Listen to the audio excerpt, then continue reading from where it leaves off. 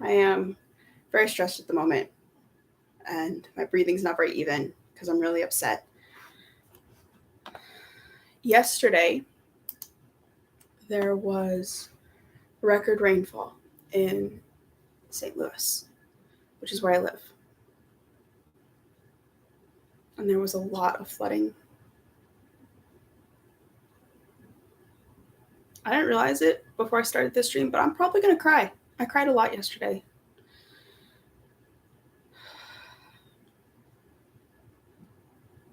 There's record rainfall.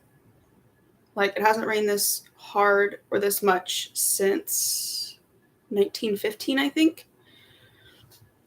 We got nearly 10 inches of rain in like 5 hours. And around 3:30-ish,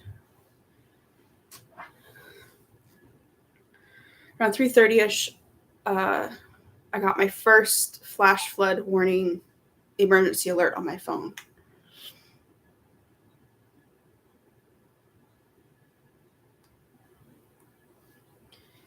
Sorry, my husband's out of town right now with work, and has been for a couple weeks, and he's texting me. Luckily, he should get home today. But around 3:30 in the morning, I got my first emergency alert saying there was flash floods. There was a flash flood warning in my area. I ended up getting 3 in total, increasing in severity each time.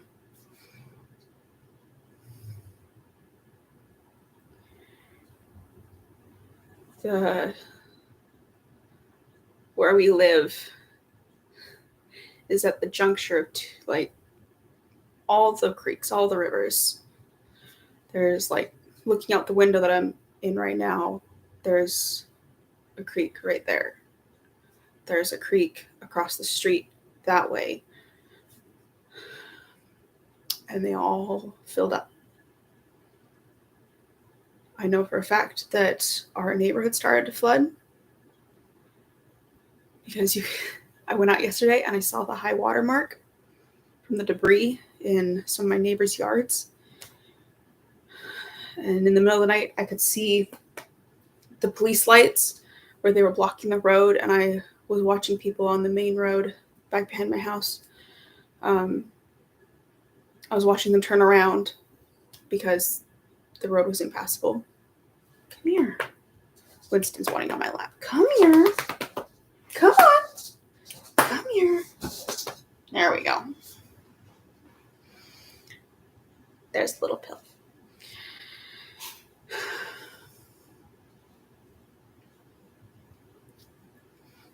So everything around us was starting to flood. And so did we.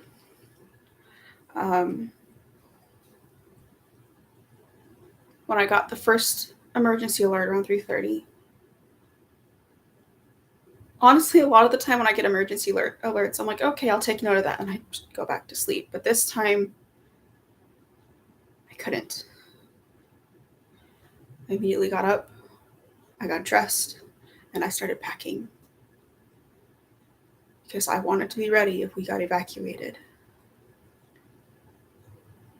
At some point amidst my packing, I realized that we have a sump pump that gets overwhelmed.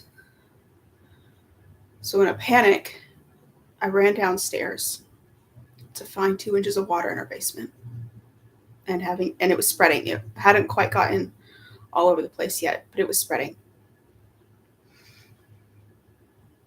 Luckily, we don't have any carpeting in the basement. We have a couple rugs, but we don't have any carpeting in the basement. It's all cement.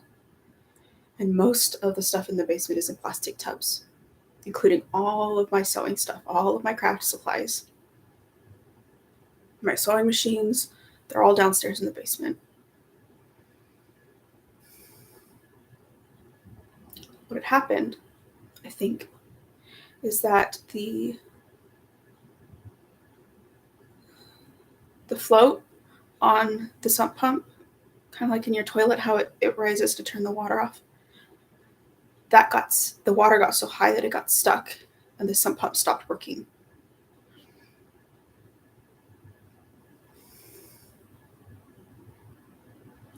causing all the water to build up and start flooding in through the hole in the sump pump. But also we have a walkout basement.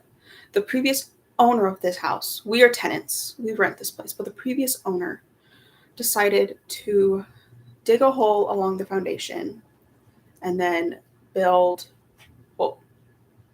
some stairs, knock out the foundation wall in the basement, and put in a sliding glass door. He did all this without a permit, so none of it's done correctly, and it's not sealed. The wood around the door is rotting.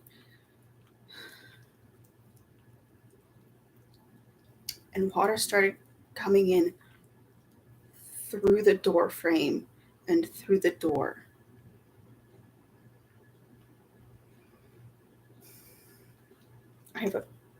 Pictures don't show movement very well, but you can see it in a photo that I took. If you guys are on my personal page, I think I posted it. In that photo, you can see water pouring in around the door. You can see the current of the water as on the floor. But then you can see the 18 inches of water in the stairwell against this glass door.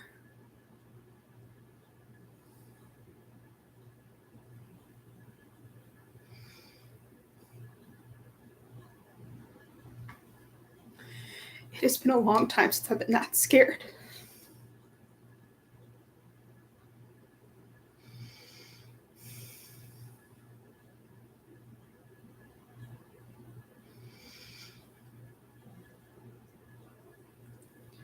It was at that point I called my landlord. It was like 3:45 a.m. I called my landlord in a panic, telling him that the sump pump wasn't working. I couldn't get it to work. The water was pouring in and I didn't know what to do. And I left him a voicemail with that information, and he never called me back.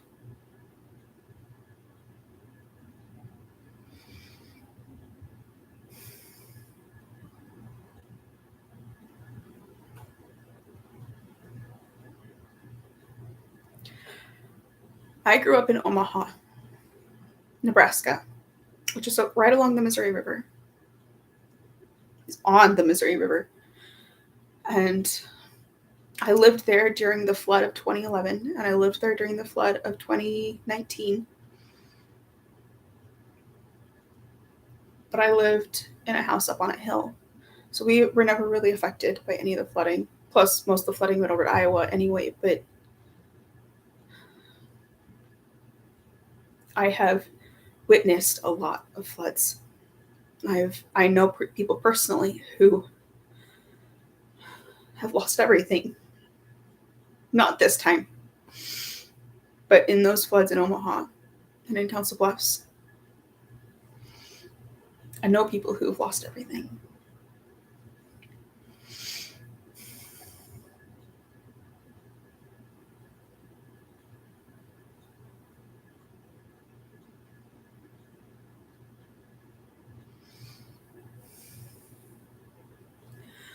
I have seen many tornadoes come through Nebraska. I've seen them come through here. This past Christmas, we had a bunch, which seems really weird. It was really weird. So, preparing for an emergency isn't a new concept for me. Preparing to seek shelter isn't a new thing for me.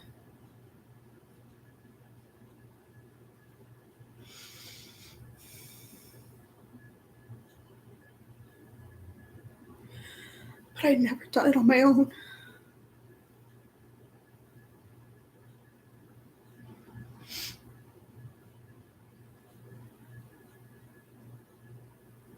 Sorry, I said I was going to work on my crocheting, but right now I just need to talk.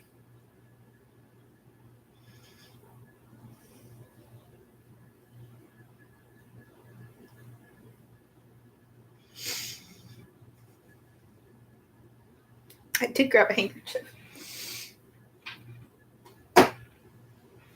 I thought I'd forgotten to do that. I did.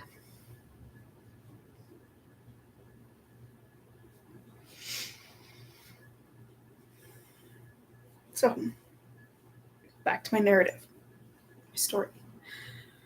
So water was coming in. I called the landlord. He didn't answer. Of course, it was 3:30 in the morning. I grabbed all the towels in the house, and I took them downstairs to try and barricade what doors I could, try and block the water from coming in. Of course, none of it worked, but I tried. And I got everything off the floor that was going to be damaged by getting wet. So that new to me case that I opened last week on my live stream, I had taken that down to the basement and I brought it back upstairs. A lot of my sewing bags with projects in them, I got off the floor. Luckily, I had just finished last week organizing all of my yarn and gotten them into plastic totes. So that was really good.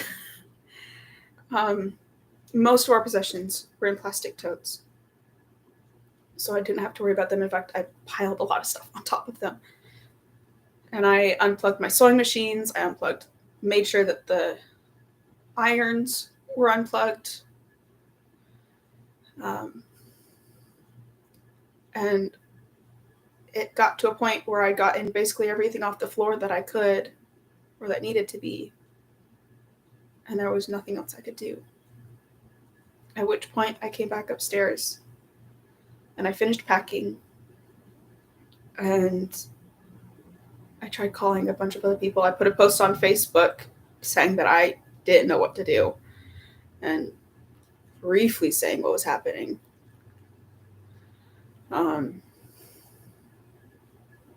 I tried to call a couple people from my church and no one was answering. Again, it was like 3:30 in the morning. Eventually, one lady from my church woke up. I think it was like 4:15, 4:30 at the time.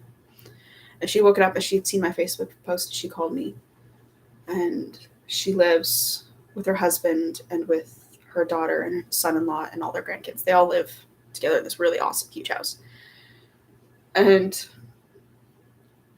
she woke up her daughter and she woke up her husband, and they got in the car with some pumps and rags and towels and things. And they eventually made it to my house. They had to turn around 3 times, I think, because the flood water is blocking roads. And they drove through 2 feet of flood water, which is terrifying to me, but they did it in their big truck. They drove through 2 feet of flood water to get to me and out of their neighborhood. And they came, and when they arrived, it had been like over an hour. It was about 5:30 by the time that they finally got here. Most of the water was gone out of the basement, and the sump pump had turned back on. I don't know how. Like, I'm sounding like my dad when I'm telling this story, and I don't know how I feel about it. I'm starting to use his inflections and the way he tells stories. And that just feels weird to me. But somehow the sump pump had turned back on, which I guess was good. At that point, the rain had slowed down, and so it wasn't building up on the other side of the door anymore. Sorry, if my husband's texting me, I want to see it. No. Okay.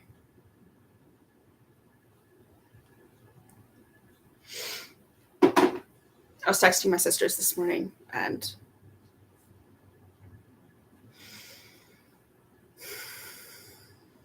there's other drama that has happened since the flooding that I've texted my sisters about, because sisters are really good for ranting too. I love you, Rebecca and Hannah. I'm sure they're going to see this at some point. So I'm going to text her back and let her know that I'm live streaming because she'll usually watch my live streaming.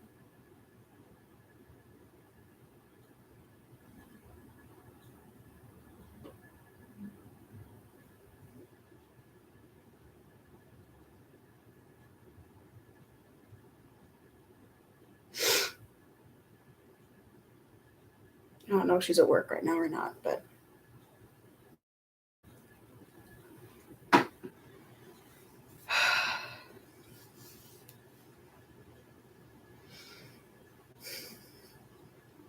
so I don't know how, but the sump pump started working again. A lot of the water was gone. Unfortunately, our floor isn't graded very well. Like the angle of the high spots and the low spots aren't positioned correctly in our basement. And so as a result, water pools in weird places and nothing actually drains towards the two drains in our basement. And so we had a lot of standing water that needed to get cleaned up, and there was some stuff on the floor that got wet and, or damaged, and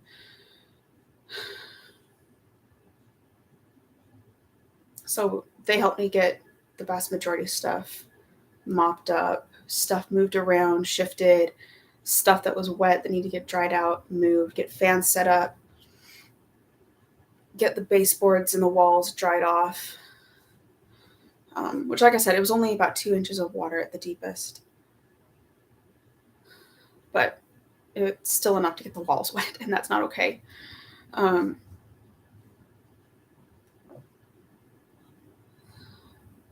Luckily,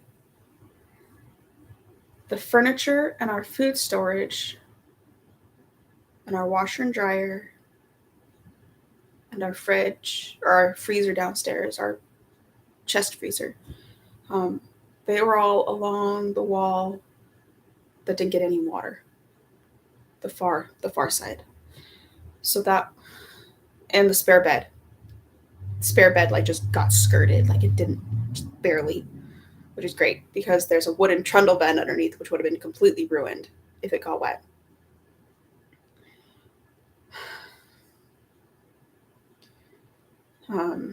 There was a closet that got filled with water as the water was just going to one of the drains. And unfortunately, it was one of the last things that was found as we were cleaning up was this hanging suitcase. You know, the ones that like you can either hang them up or you can fold them in half and you can carry them like a giant suitcase. And it holds all like your hanging clothes and it keeps them really nice and neat. Well, my husband has one of those, and that's where he keeps all of his suit coats and his dress uniform. And it got wet. And I felt my stomach drop out of me. Luckily, within that suitcase, my husband had put all, he packed this the last time we moved, and he's just never accessed it since then. And so everything was still packed from our move like 2.5 years ago.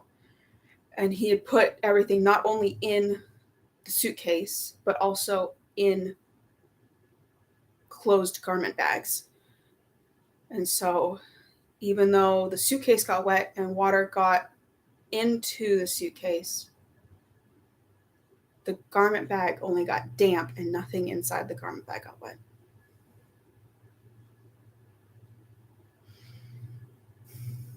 That was a big blessing. And that was really scary. Not the other kind of scaries, like seeing water pour into my house, but just knowing that something very expensive and very important to my husband potentially got ruined. That was scary. So they helped me get the water cleaned up, but then there wasn't anything more they could do. They said they could take me home, me and my dog home with them, or I could just stay here. And I decided to just stay here because there was no point in me leaving. If I stay here, I can get laundry started, and get all the wet stuff cleaned. And if I stay here, I can keep an eye on things. Plus, I didn't want to potentially drive through floodwaters. By that point, it was like 6 a.m. and I was exhausted. And I was getting ready to go back to bed when the rain started picking up again. And the back street flooded again. And I gave up. I went back to bed. I gave up and I went back to bed. I took a little sleep because I was just so stressed.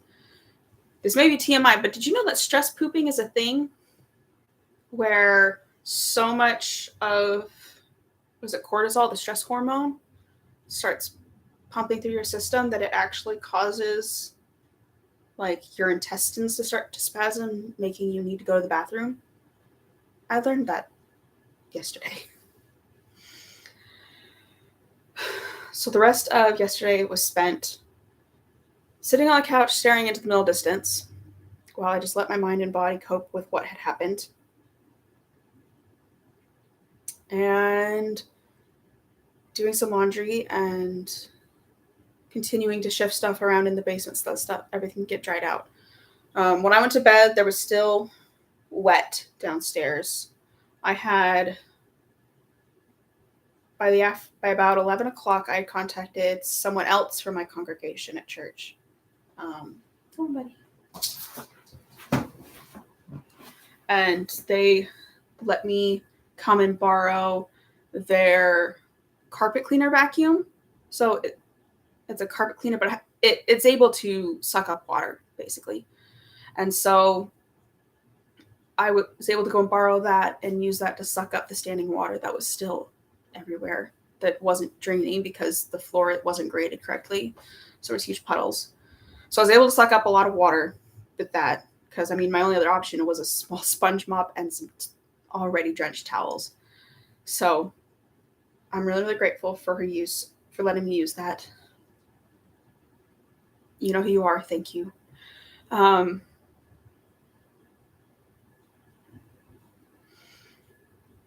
I've had fans going for over 24 hours now. I was able to contact my husband, and he ordered us a dehumidifier, which we're going to set up in the basement. The landlord never did contact me. He did randomly show up. No texts, no calls, just showed up at the house just as I was pulling back into the driveway after going and getting the wet vacuum from my friend at church. And all he saw was the leaf litter that had gathered at the drain. So in the stairwell that was causing all the water to come in that stairwell, there's a drain that leads directly into the sump pump. And that's where the sump pump then pumps it out to another drain somewhere else. And all he saw when he came was he saw that there was leaf litter covering that drain. And he went and shoveled it out. And then, I missed the part where I also sent an email. Before I went and got the wet dry back, I sent an email to my landlord and to the landlord's office telling them everything that had happened and kind of what I was hoping or expecting from them in the coming days. And just telling him everything that had happened and what was going on. Well, when he shows up, that's all he saw. And so he dug it out, threw all the leaf litter into the yard, which just really pissed me off because it's going to kill the grass. But he shoveled that out, and then he just left. He didn't say anything to me. He just left. He didn't come into the house. He didn't check on the state of the basement. Nothing. And then at some point yesterday, he emailed my husband. He refuses to email me. He will not talk to me. He does not like me. Plus, he's also a misogynist, so that's just a whole other thing. Hi, dog. Come on. Feel better?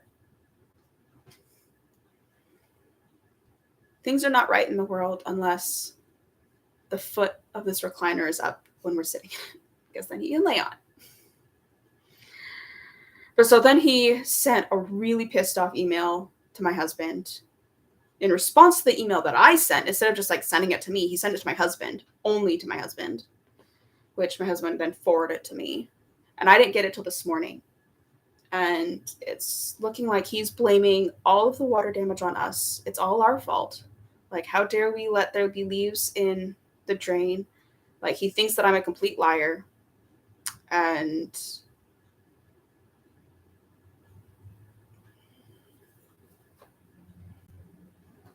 yeah, I was so angry. I was shaking. And I went into a full panic again this morning after reading that email. And I'm just really pissed off.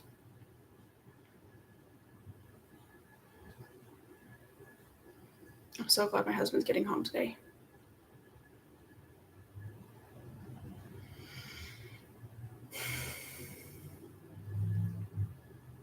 I was going to go through and show you guys what I packed when I was in a panic.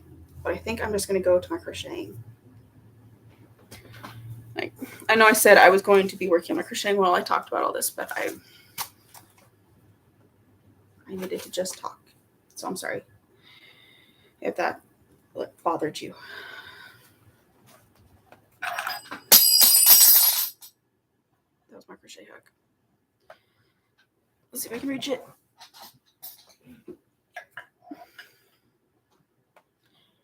Trying to tape my pattern up here underneath my computer. My computer's currently sitting on a stool. I'm trying to tape my pattern up so I can see it without you guys seeing it, because it's not appropriate for patterns to be viewable unless like you're intentionally making it free.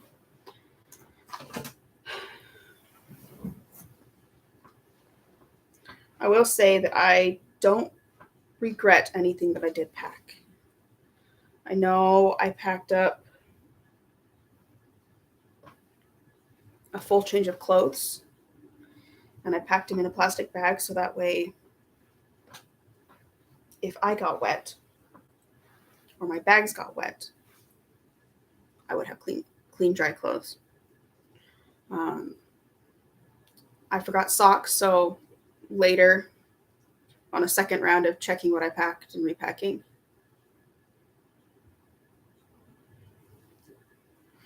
thank you, Rebecca. I love you, END.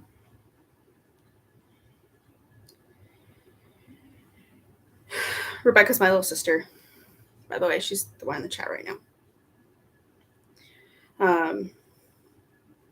So I'm starting to work on my corner to corner blanket by, this is called Cherry Blossoms by the Etsy shop Knotted Up in String, which is run by my good friend Haley. When I say that we're good friends, like, we knew each other as like tweens, and we used to go to the mall and hang out for hours and hours and binge watch TV shows together as kids. So we've known each other for a long time. But so she designed this, and I'm hoping that by working on this for a little while, it will help me calm down, because I'm still shaking and I'm still really upset.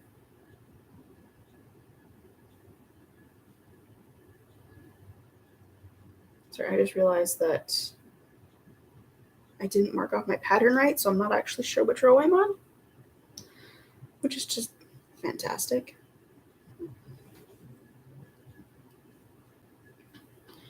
So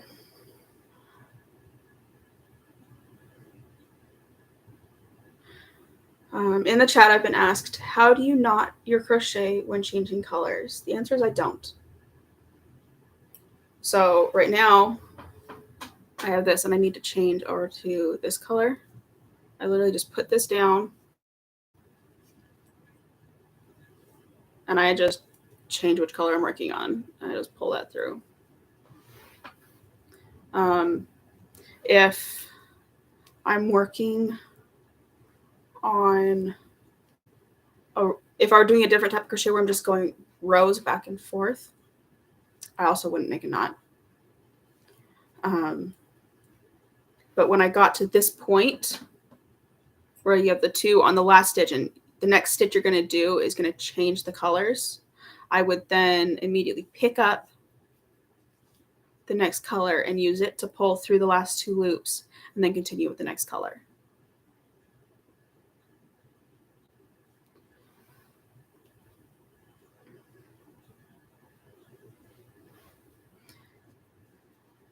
I'm not sure what blanket you're making, but I literally never knot my yarns together. I just don't.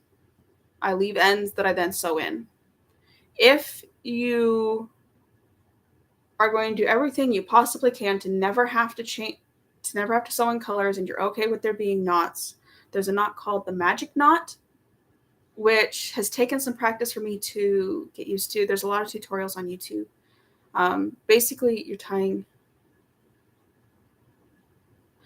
No, I am not worried about it falling apart.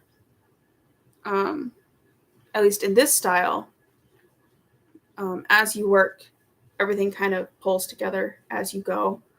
And yeah, it seems like it's coming apart just like right here where I'm working, but it'll ultimately be fine. Like you see how this one is kind of, I don't know if you can see this. This one's kind of loose because it's got this was an end of the yarn right here. It's loose right now, but ultimately when I sew in the ends, I'll do it in a way that will tighten it all together. And because of the way it's crocheted, it's not going to be able to fall apart, even if that continues to pull. Like, yeah, if this end pulls all the way out, it'll cause some issues and I'll have to finagle and futz with it later. But for now, it's not a problem. Usually when you're crocheting and you're crocheting into previous rows, you are then securing anything that might be loose from the previous row. So if you're wanting to actually tie a knot and you're not worried about there being lots of knots in your work, I would suggest using the magic knot.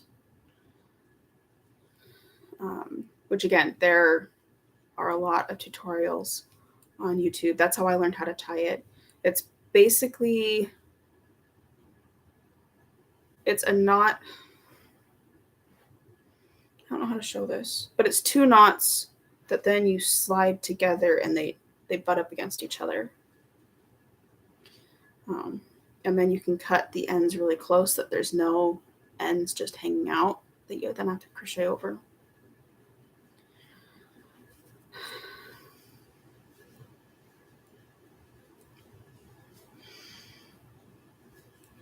Stress is really starting to get to me. Last night, it of course got to the point where there was that I could do. I've been doing laundry. I had been drying stuff up. And so I went to a worship service. You're welcome. I hope that those ideas helped.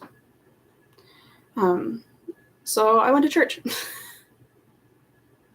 I went to a special service at our temple and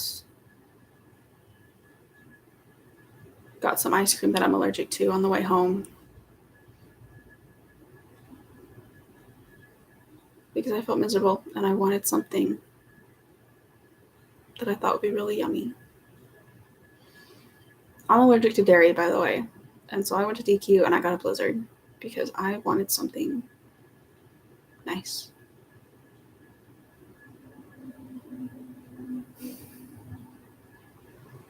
I've been dairy-free since 2015, I think. So I'm fully aware of what ice cream is really like. And milk and whipped cream and all those yummy things.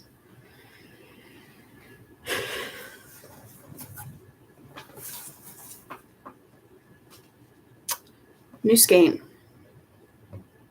I just ran out of white.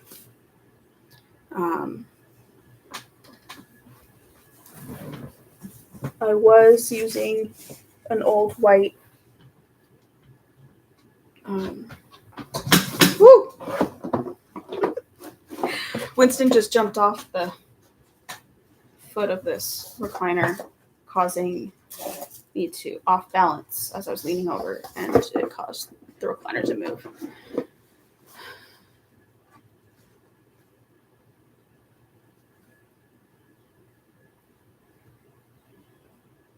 Next time I come see End, I'll bring the pattern so she can see it. Unless she just wants me to hold up the blanket.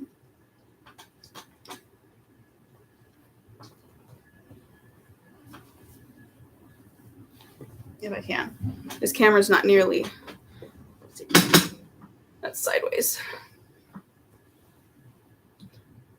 So there's the pagoda.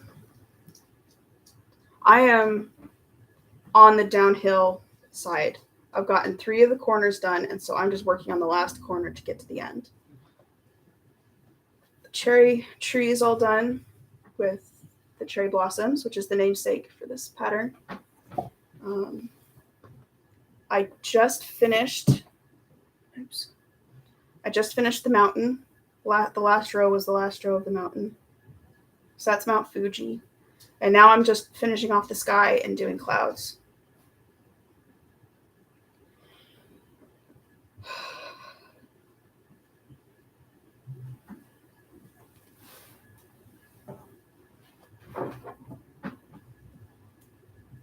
Sorry, I'm really shaky at the moment. Like I'm still scared. I've still got adrenaline. I'm still really stressed.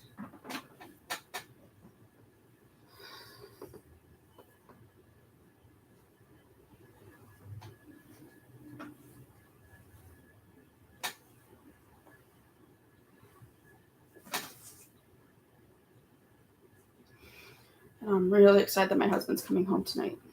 I don't know when he's going to be home. I just know that he is coming home. And honestly, that's kind of all that matters to me right now, is that he is coming home tonight.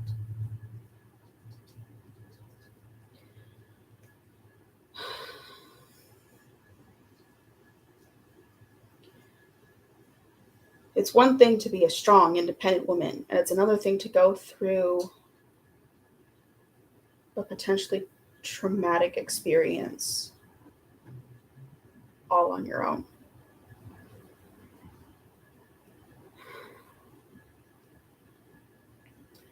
END has asked me if my ice cream was tasty, and it was delicious. I got a medium Butterfinger Blizzard, and it was really, really good. I know I'm probably going to feel it later today. My allergic reaction is pain, like physical pain, joint pain. Before we found out my allergy to dairy, my doctors thought that I had rheumatoid arthritis. So I shot myself in the foot by having some, but I got it from my dad. Ice cream's my coping mechanism. Treats are my coping mechanism. Come on, Winston. Come on. Boy, thank you. I want him up here. Without him up here, the chair wobbles and it doesn't ever really find its balance. But with him up here, he can help weigh down the foot of the chair. Come on, come up here. I need you to not be on my work. See, he knows that I'm panicked and that I'm not feeling very well as a result of how much stress I've been in. And so he really, really wants to be on top of me.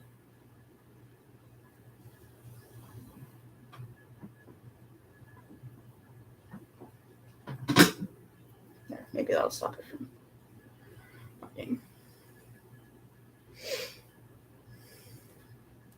So I've run out of white, and I just finished off my old skein of white, and so I'm starting a new skein. I'm winding a new ball of white.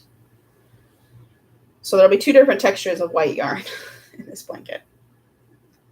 My old white yarn it's not scratchy, but it's definitely scratchier than the rest of this yarn, which is, I love this yarn from Hobby Lobby, and it's really soft.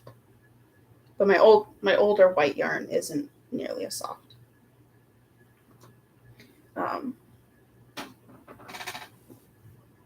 Oh, fudge me. I don't have any scissors. I do.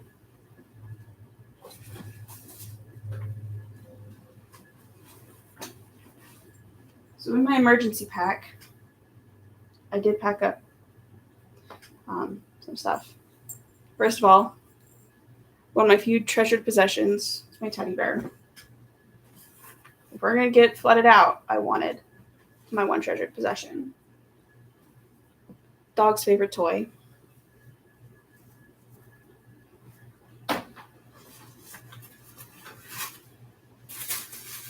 Crochet cotton in a plastic bag so I could work on an Etsy order that I got.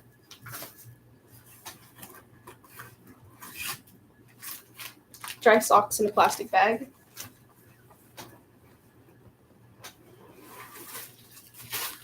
Dog food.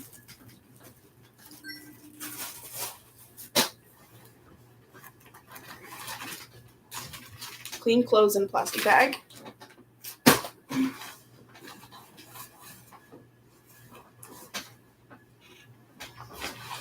And tatting stuff for lace.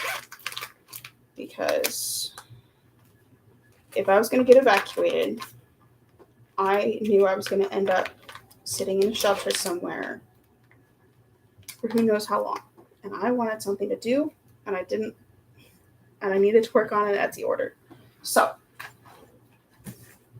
I grabbed my tatting kit, and there are scissors in my tatting kit.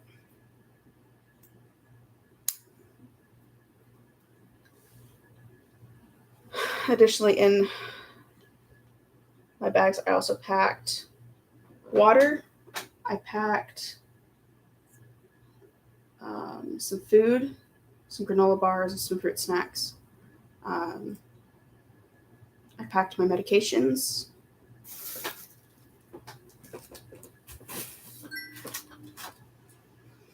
What else did I pack? All of our important papers, like birth certificates, marriage license. The kind of important papers that people are always devastated because they lost it in a flood or a fire. Yeah, I packed those.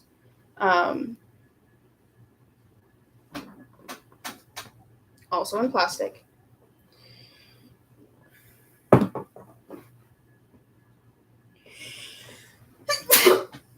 Excuse me.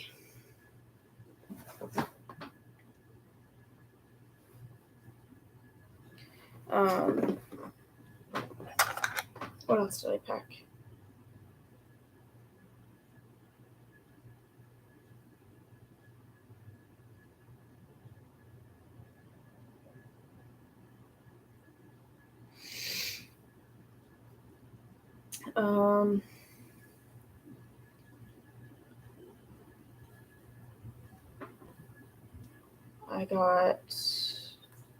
I grabbed my husband's work ID and his work keys because when he gets home today, he would really, really need them.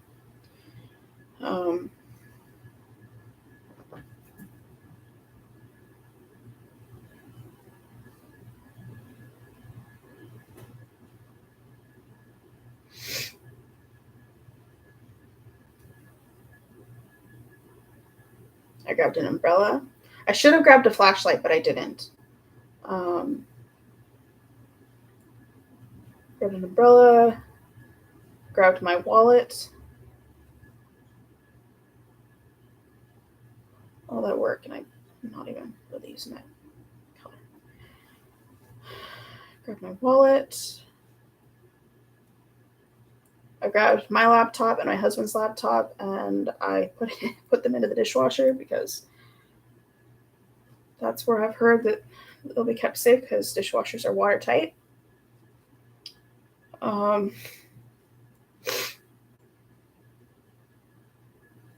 for the record, we only ever got 2 inches of water in the house, and we weren't evacuated. But I was panicked. I was scared. I was alone. And I didn't know what to do. I even did go outside and tried to wake up one of my neighbors. I'm surrounded by senior citizens, basically. And I wanted to make sure they were okay. But I also figured they would have more experience with what was going on and they might know what to do. Unfortunately, none of them woke up. So, wet and terrified, I came back into the house and stared in the middle distance until my help came.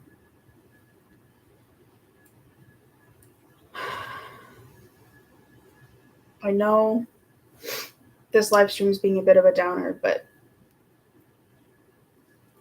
I really needed to talk. I really needed to work through what's been going on before I can tackle the mess that appeared today as a result of my landlord being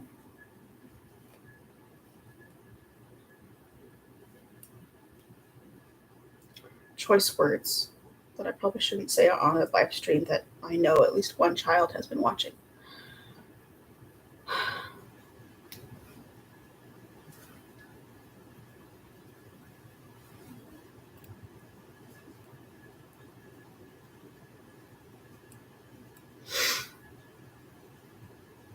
I know a couple of my neighbors across the street, their backyards and their yards just slope downwards towards a creek. And I saw multiple rolls of ruined rugs, carpeting that had been torn out yesterday, and wood from carpeting being torn out. There's always like a tack board along the bottom edge of a carpet.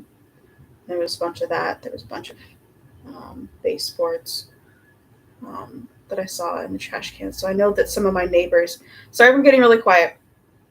So I know that at least several of my neighbors also got pretty badly flooded.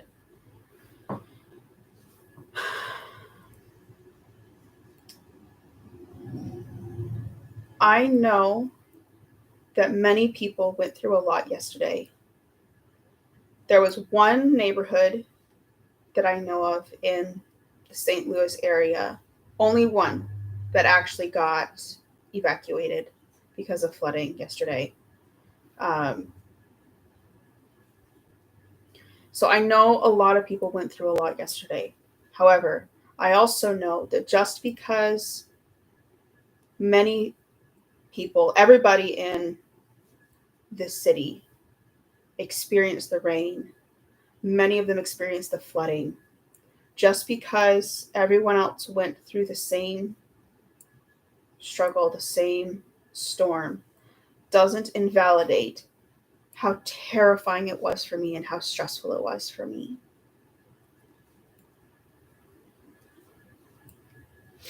It was interesting when I was at my worship service last night.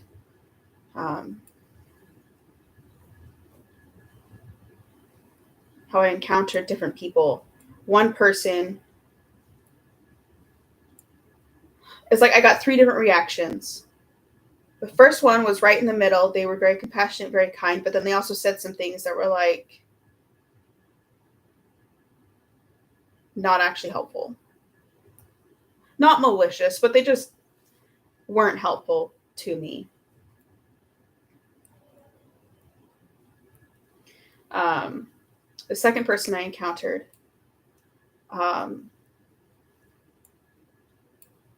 was, again, not malicious, but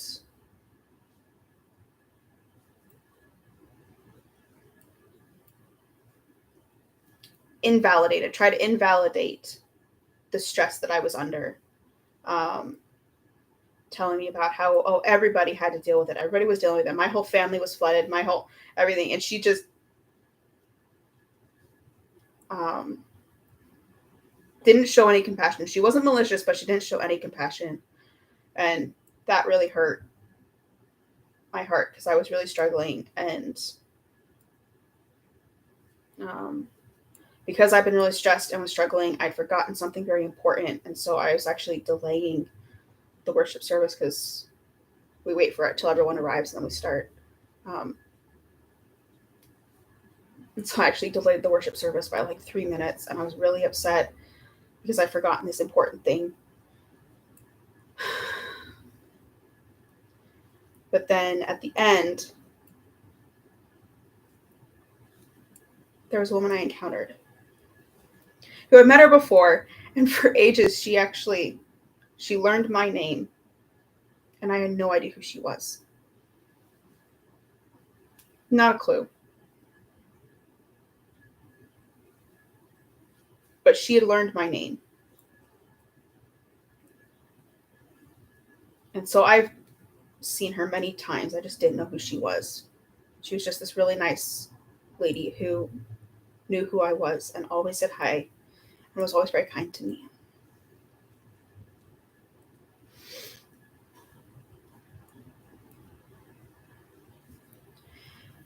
And she came and found me after the service.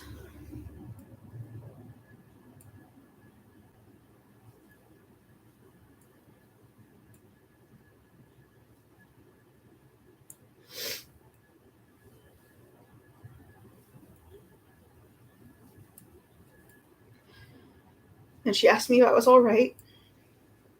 I said no, not really. And she gave me a big hug.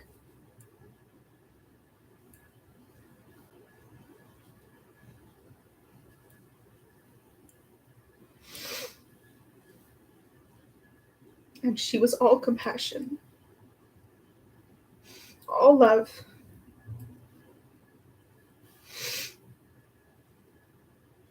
She knew that my husband was out of town, so she knew that I was alone. She knew that I'm usually really happy and smiling, and she gave me her phone number so I could call her if I needed anything.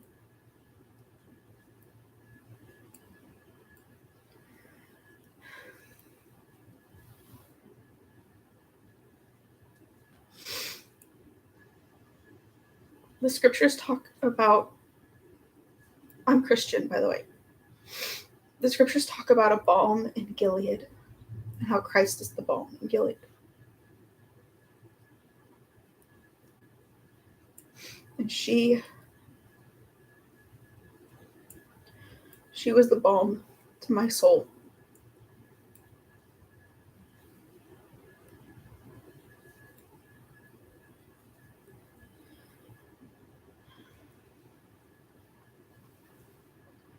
She was the answer to my prayer.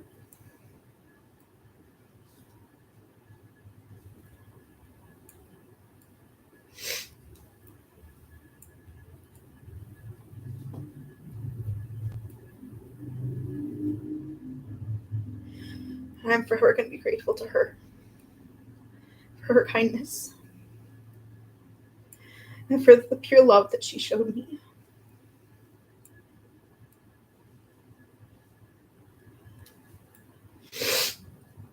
I hope that I can be that person for anyone else that I may come across who might be in the same position that I was last night.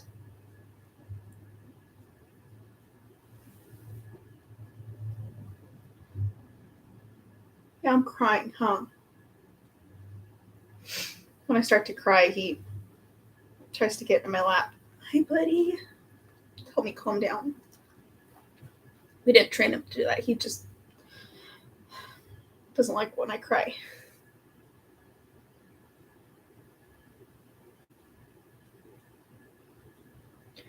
I usually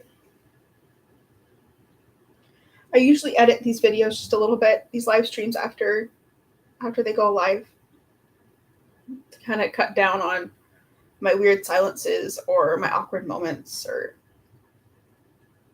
when I realize that I said something that I wish I hadn't said. But I don't think I'm going to do that with this live stream.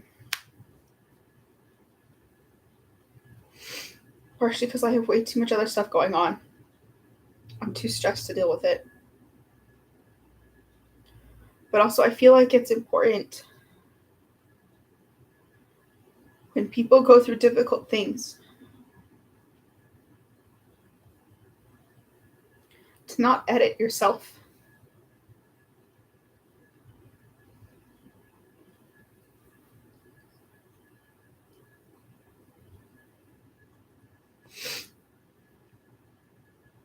To let younger people know, and even older ones who are still willing to learn, to know that it's okay to struggle. It's okay if something is really hard or it's really scary.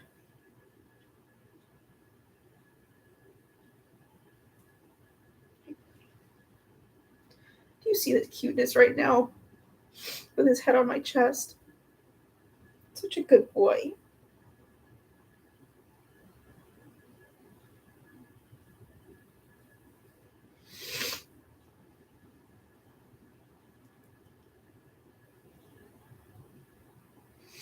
It's okay to need help. It's okay to cry. It's okay to struggle when something is really hard. It's okay. The trick is to keep going. I don't need my husband to come home today to fix everything and for everything to work out and be fine. But it is so much easier to go through something that's difficult when you're not alone. It's really hard to crochet when the dog's on top of my project. Turn your harness off, buddy. One of the first things I did when I started panic packing was I put his harness on, Winston's harness on him.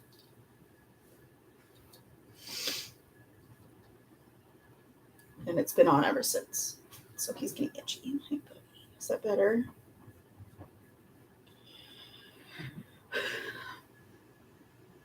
I really appreciate those of you who have been here on this live stream. I really appreciate those of you who have physically given me help, but also those who offered their help.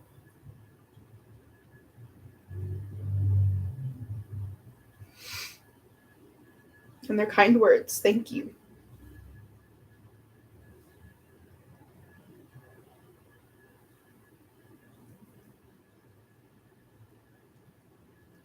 I know that there's definitely people who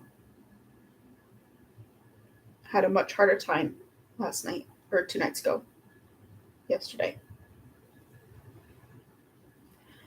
But for me, here on my own, it was very hard. And I appreciate the kindness that has been shown to me.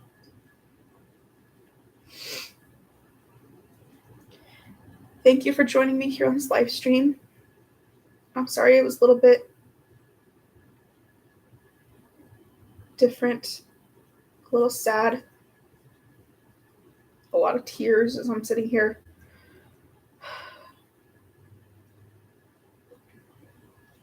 Try not to cry. But I really appreciate your support. As we're trying to clean up, all my Etsy stuff has kind of been set to the side. I'm going to try and keep up with the Summer Lace series.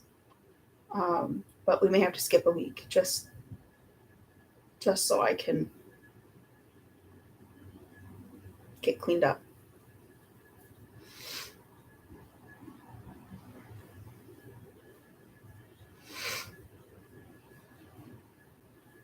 I'll probably be sending out a message to those of you who have outstanding orders, depending on when your ship by date is.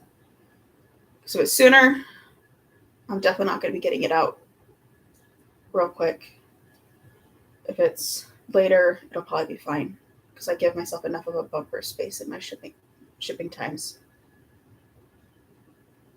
I really appreciate all your guys' patience and kindness. Hopefully next week's live stream will be happier and filled with more hope. I love you guys, and I'm very grateful for each of you. I hope each of you has a good day, and I wish you the best.